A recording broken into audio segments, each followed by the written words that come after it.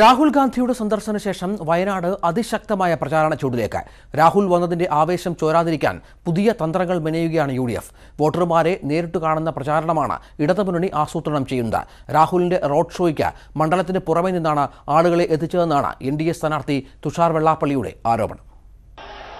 രാഹുലിന്റെ റോഡ് ഷോയിലെ ജനപങ്കാളിത്തം ആത്മവിശ്വാസം വർദ്ധിപ്പിച്ചെങ്കിലും പ്രവർത്തകർ അതിന്റെ ആലസ്യത്തിൽ ആവാതിരിക്കാൻ നടപടികൾ സ്വീകരിക്കുകയാണ് UDF. ഇന്നലത്തെ ആ ഷോ കഴിഞ്ഞപ്പോൾ സ്വാഭാവികമായിട്ടും പ്രവർത്തകന്മാരൊക്കെ കുറച്ച് ആലസ്യത്തിലാവും, അല്ലെങ്കിൽ ഒരു ക്ഷീണത്തിലാവും എന്നൊക്കെ ധരിച്ചെങ്കിലും ഇന്നലെ ഈ നിയോജകമണ്ഡലത്തിൻ്റെ എല്ലാ ഭാഗങ്ങളിലും വൈകിട്ട് തന്നെ പ്രവർത്തകന്മാർ എല്ലാ വീടുകൾ സന്ദർശിച്ചു, ഭവന സന്ദർശനങ്ങൾ നടത്തി, വോട്ടുകൾ ക്യാൻവാസ് ചെയ്യുകയും മറ്റ് പ്രചരണങ്ങൾ നടത്തുന്ന സജീവ പരിപാടിയിൽ തന്നെ മുഴുകിയിരിക്കുകയാണ്. UDF ഘടകകക്ഷികളും കച്ചമുറുക്കി രംഗത്തുണ്ട്. രാഹുലിന്റെ സ്ഥാനാർത്ഥിത്വം പെട്ടെന്ന് പ്രഖ്യാപിക്കാൻ സമ്മർദ്ദം ചെലുത്തിയത് വെറുതെയായില്ലെന്ന് ബോധ്യപ്പെട്ടതായി ലീഗ് നേതൃത്വം. ഗോളില്ലാത്ത പോസ്റ്റായി മാറി UDF. അപ്പോൾ അതുകൊണ്ടാണ് നമ്മൾ ആ പരിഭവം കാണിച്ചത്. ആ പരിഭവം അസ്ഥാനത്തായിരുന്നില്ല എന്ന് മനസ്സിലായില്ലേ. NDAയുടെ നേതാക്കൾ വരും ദിവസങ്ങളിൽ പ്രചാരണത്തിനായി വയനാട്ടിലെത്തുമെന്ന് തുഷാർ വെള്ളാപ്പള്ളി.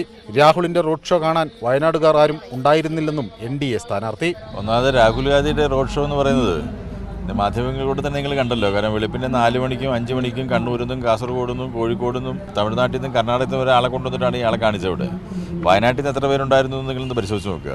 ഏറനാട് മണ്ഡലം കേന്ദ്രീകരിച്ചാണ് LDF സ്ഥാനാർത്ഥി PP സുനീർ ഇന്ന് പ്രചരണം നടത്തിയത്. വയനാട് മണ്ഡലത്തിലെ വോട്ടർമാരിൽ പകുതിയിലധികം വയനാട് ജില്ലയ്ക്ക് പുറത്താണ്. അതുകൊണ്ട് തന്നെ പ്രചരണ ഘട്ടങ്ങളിൽ നിരവധി ഘടകങ്ങൾ ശ്രദ്ധിക്കേണ്ടതുണ്ട്.